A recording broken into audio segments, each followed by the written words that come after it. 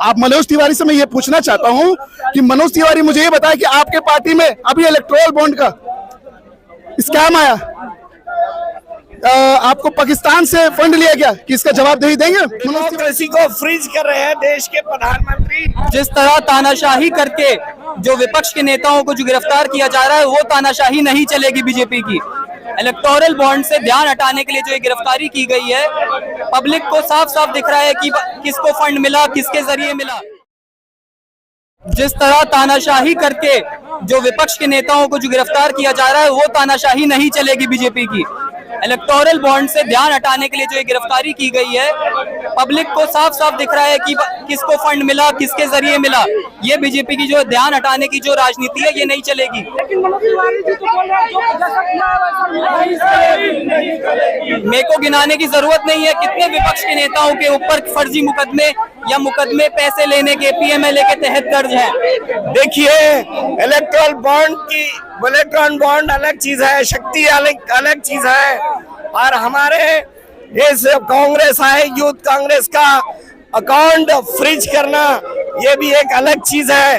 अब फ्रीज करना और उसको चालान लगाना, 210 करोड़ का चालान लगाना है, इसीलिए कि कांग्रेस पार्टी अभी 2024 में इलेक्शन जीत रही है।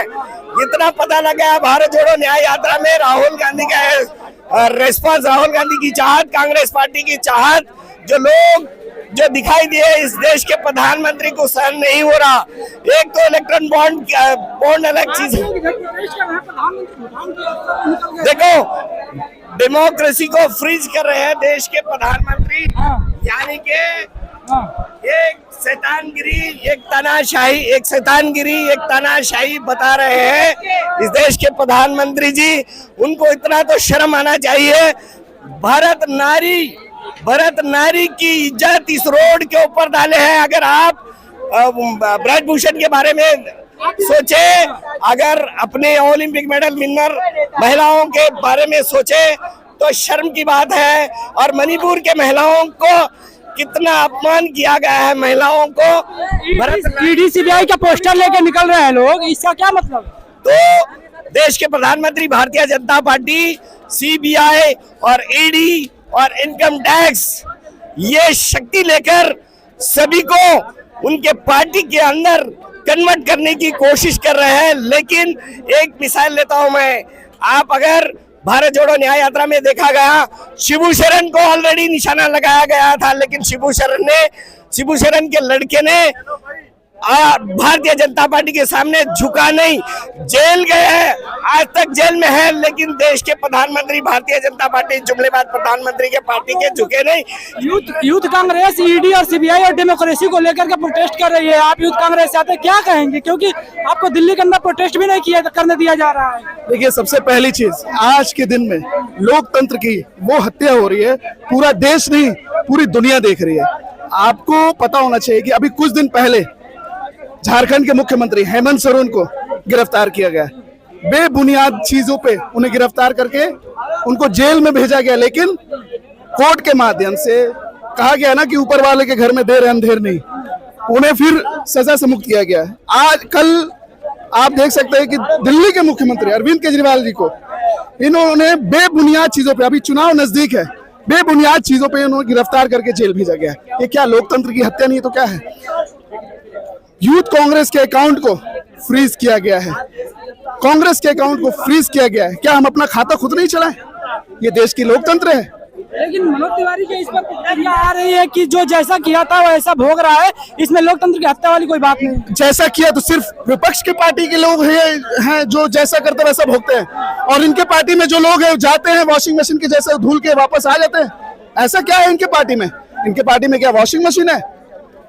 आप मनोज तिवारी से मैं ये पूछना चाहता हूं कि मनोज तिवारी मुझे ये बताया कि आपके पार्टी में अभी इलेक्टोरल बॉन्ड का स्कैम आया, आपको पाकिस्तान से फंड लिया गया, कि इसका जवाब दे देंगे मनोज तिवारी? नहीं देंगे। इसका जवाब आप उनसे मांगे कि इलेक्टोरल बॉन्ड में पुलवामा हमले के बाद हुडको से आपको क्या नाम है फंड आया, उसका जवाब दिया जाएगा? नहीं दिया जाएगा। आपको क्या लगता है कि विपक्ष मुक्त भारत जो प्रधानमंत्री मोदी सपना देख रहे हैं कि आपको प्रधानमंत्री जी का एक ही नारा है कि आने वाले वक्त में प्रधानमंत्री जी इसको राष्ट्रपति के शासन में लाके खुद राष्ट्रपति बन जाएंगे। जो पुतिन जो चाइना कर रही है वही प्रधानमंत्री जी उसी रास्तों नक्शो कदम पे हैं। विपक्ष नहीं रहेगा, डेमोक्रेसी खत्म हो जाएगी। बाबा भीमराव साहब अंबेडकर की डेमोक्रेसी जो किताब है उसको बंद करके किसी अलमीरा के वो में लॉक कर दिया जाएगा। आप जो सवाल पूछ रहे हैं वो सवाल नहीं कर पाएंगे, आपकी दुकान बंद हो जाएगी। लेकिन इस वक्त 400 की पार कर रहे हैं। 400 की पार कैसे आप कह सकते हैं कि 400 की पार? 400 की पार इस जो 400 की पार के आप सवाल कर रहे हैं, आप इलेक्ट्रोल बॉन्ड के लिए सवाल क्यों नहीं कर रहे हैं? मोदी जी जगह जगह जाकर बोल रहे हैं कि 400 पार अब की बात। मोदी जी जगह जगह अगर ये जाके बोल रहे हैं तो जब मणिपुर में और जो हमारी माताएं बहनों को नंगे घुमाया जा रहा था तो मोदी जी वहां क्यों नहीं गए? आपने बहुत अच्छा क्वेश्चन रेज किया है। जो आपने शक्ति की बात की है वो जगह जगह जाके बोल रहे हैं कि हम शक्ति के लिए जान लगाने की जान की बाजी लगाने के लिए। वो ये कह रहे हैं कि हमारा परिवार देश है। उनका परिवार पता है क्या है? मोदी जी का परिवार अडानी, अंबानी, मेहुल चोकसी, जितने भी बड़े बड़े हिंदुस्तान के उद्योगपति हैं वो उनके परिवार हैं। हिंदुस्तान के लोग परिवार नहीं। अगर हिंदुस्तान के लोग परिवार होते तो आज 100 रुपया पेट्रोल नहीं होता, आज गैस 1200 पार नहीं जाती, आज महंगाई चरम सीमा पे नहीं रहती, आज लोग बेरोजगार नहीं रहते। अगर हिंदुस्तान का उनका परिवार होता तो। यूथ कांग्रेस लगातार हम देख रहे हैं रोड पे उतर रहा है। यूथ कांग्रेस हमारे राष्ट्रीय अध्यक्ष श्रीनिवास बीवी जी के नेतृत्व में लगातार श्रीनिवास जी के नेतृत्व में यूथ कांग्रेस आने वाले वक्त में हर जगह इनके खिलाफ में आवाज उठाती है और लास्ट तक उठाते रहेगी, भले हमारी जान चली जाए। 1947 में जो लोग अपनी जान गंवा बैठे उसके लिए हम भी आज हमें ये भोगी होना पड़ रहा है कि हमें भी अपनी जान की रक्षा करनी पड़ रही है। इलेक्टोरल बॉन्ड के ऊपर आपकी क्या राय है? जो यूथ कांग्रेस देखिए, इलेक्टोरल बॉन्ड पे मेरी ये राय है कि जब पुलवामा हमला हुआ उसके चंद महीनों बाद इन्होंने पाकिस्तान के हुड को से इन्होंने फंड लिया। क्या नरेंद्र मोदी जवाब देंगे इसकी? क्या भाजपा इसके लिए जवाब देगी कि उन्होंने फंड उससे क्यों रेस किया? तो राष्ट्र के विरुद्ध जाके सबसे बड़ा काम तो ये कर रहे हैं कि वहां के पैसों को यहाँ इस्तेमाल किया जा रहा है। आज हमारी ये हालत है कि वहां के पैसे हम यहाँ इस्तेमाल करें अपने देश में। सबसे बड़े राष्ट्र विरोधी है ये लोग। आज वहां के प्रधानमंत्री अगर डेजिग्नेटेड वो लेते हैं तो प्रधानमंत्री जी हमारे देश के उनको कांग्रेचुलेट कहते हैं। क्यों कहते हैं भाई? और देश दुनिया को आप पागल बना रहे हैं। देश के हित में बहुत बड़ी गद्दारी हो रही है।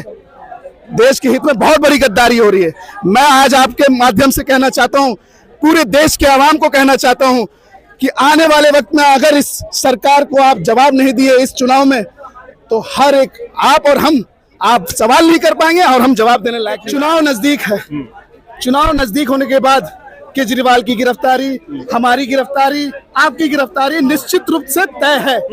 इनका ये रणनीति है कि आने वाले वक्त में एक आपके हाथ में नोट है। ये हमारा यूथ कांग्रेस और कांग्रेस का इन्होंने नोटिस जब्त कर रखा है। आप अपना अकाउंट नहीं चला सकते, हम अपना अकाउंट नहीं चला सकते। क्या लोकतंत्र है भाई? तो चुनाव लड़ना बड़ा मुश्किल हो। चुनाव लड़ना भी मुश्किल है। और ये इलेक्ट्रोल बॉन्ड के तहत इन्होंने पाकिस्तान से पैसे मांगवा। क्या ये राष्ट्र विरोधी काम नहीं है? मतलब पाकिस्तान का पैसा हमारे देश में यूज होगा? ये कहाँ की गतिविधि है? क्या इसमें मनोज तिवारी बोल सकते हैं? क्या इसमें भाजपा बोल सकती है? क्या इसमें अमित शाह बोल सकते हैं? फिर आप कैसे चुनाव लड़ेंगे? देखिए, चुनाव मैं ये समझता हूँ आज के समय में चुनाव के लिए पैसा धनराशि जरूरी है, लेकिन जब जनता जागरूक हो जाए तो चुनाव के लिए पैसे भी कम पड़ जाते हैं। जनता को इसको जवाब देना और आने वाले वक्त में जनता जवाब देगी। 15 घंटे से ज्यादा हो चुके हैं अरविंद केजरीवाल की गिरफ्तारी पर, अभी तक कुछ निर्णय नहीं ले पाए आप लोग। देखिए, या वर्कर्स देखिए वर्कर कहाँ से? हम रोड पे तो हैं।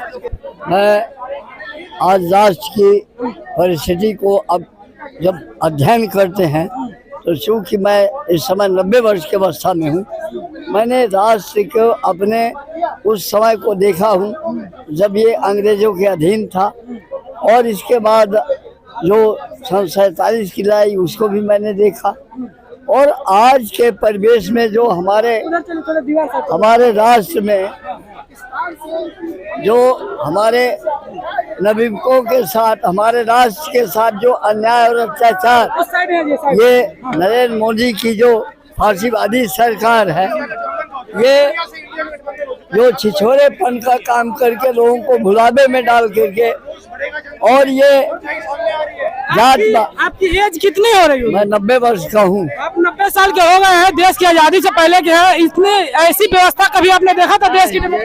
ये ऐसी अनैतिकता मैं पहली बार देख रहा हूँ, जिससे मैं यह अंदाजा लगा कि हमारे नागरिकों का और राष्ट्र का भविष्य दोनों गर्त में जा रहा है, शिक्षा गर्त में जा रही है। इंदिरा गांधी जी के समय में लगा था, क्या उस समय भी ऐसी व्यवस्था थी कि नहीं, उन्होंने उसमें केवल एक, हाँ, इससे अच्छी व्यवस्था थी, केवल एक इमरजेंसी लगाने का कारण बन गया था, बाकी इससे अच्छी व्यवस्था थी, उसमें हम देखते आए। अनुराग जी क्या कहना चाहेंगे? यहाँ पे डिटेन करने के लिए बसें भी लगा दी गई है, धारा 144। देखिए, अमित शाह की पुलिस प्रशासन पूर्ण रूप से डर गई है, और डरा हुआ एक तानाशाह सिर्फ लोकतंत्र को मुर्दा कर सकता है। बस लोकतंत्र को खत्म करने के लिए ये प्रधानमंत्री नरेंद्र मोदी जी की एक जानबूझकर चली गई साजिश है। अब देश में हमको आंदोलन करने का भी अधिकार नहीं है, हमारे खातों को सीज किया जा रहा है। सुनिए सर, हमारे खाते को सीज किया जा रहा है, हम लोग उसके लिए आवाज उठा रहे हैं, तो दिल्ली की पुलिस, अमित शाह यानी जैसा के पापा की पुलिस हमको गिरफ्तार करने में लगी है।